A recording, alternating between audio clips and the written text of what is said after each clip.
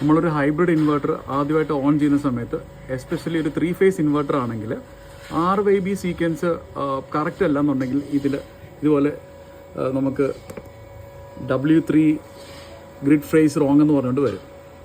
അപ്പം സാധാരണ ഒരു ഓൺ ഗ്രിഡ് സിസ്റ്റത്തിൽ നമുക്ക് ഈ RYB അതിലത് വൈയും ബിയും മാറിപ്പോയി കഴിഞ്ഞാൽ അത് ഓഫ് ചെയ്തിട്ട് ഓൺ ചെയ്താൽ അത് ചിലപ്പോൾ ഇൻവെർട്ടർ അത് RYB ആയിട്ട് എടുക്കും. പക്ഷേ ഈ ഡെയ് പോലത്തുള്ള ഹൈബ്രിഡ് ഇൻവെർട്ടറിൽ അത് കറക്റ്റ് സീക്വൻസി വന്നെങ്കിൽ മാത്രമേ അത് എടുക്കത്തുള്ളൂ. അതുകൊണ്ട് അങ്ങനെ വന്നാൽ നമുക്കത് സീക്വൻസ് മാറ്റി അല്ലെങ്കിൽ വയർ അങ്ങോട്ടും ഇങ്ങോട്ടും മാറ്റി കൊടുക്കേണ്ട ഒരു സിറ്റുവേഷൻ വരും. അപ്പം മിക്കവാറും ആക്ച്വലി നമുക്ക് RYB അങ്ങനെ ഒരിക്കലും മാറാൻ പാടില്ല. പക്ഷെ ചില സമയത്ത് കറണ്ട് പോയിട്ട് തിരിച്ചു വരുമ്പോൾ വൈയും ബിയും അങ്ങോട്ടും ഇങ്ങോട്ടും മാറുന്നൊരു സിറ്റുവേഷൻ വരുന്നുണ്ട്. അപ്പം ഈ ഹൈബ്രിഡ് ഇൻവെർട്ടറുകൾ വെക്കുന്ന സ്ഥലത്ത് നമുക്ക് അത് പ്രോപ്പറായിട്ട് ഒരു RYB തന്നെ നമ്മൾ കൊടുക്കേണ്ട വരും. ഇപ്പോൾ തന്നെ കണ്ടില്ല, ഇതിനകത്ത് നമ്മൾ ഇൻപുട്ട് കൊടുത്തിരിക്കുന്ന RYB എല്ലാം പ്രോപ്പറായിട്ടാണ് RYB.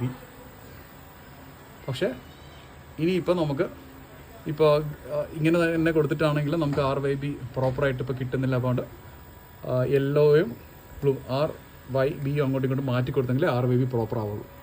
അപ്പോൾ ഇത് നമ്മൾ എപ്പോഴും ശ്രദ്ധിക്കേണ്ട ഒരു കാര്യമാണ്. ഇപ്പോൾ രാത്രി കാലങ്ങളിൽ കറണ്ട് പോയിട്ട് തിരിച്ച് വരുവാണെങ്കിൽ നമുക്ക് RYB പ്രോപ്പർ ആണെങ്കിൽ അത് ഗ്രിഡ് സോഴ്സ് എടുക്കും. എന്നാൽ തിരിച്ച് വരുന്ന സമയത്ത് RYB പ്രോപ്പർ അല്ല എന്നുണ്ടെങ്കിൽ അത് ബാറ്ററിയിൽ നിന്ന് തന്നെ ആയിരിക്കും ലോഡ് എടുക്കുന്നത്.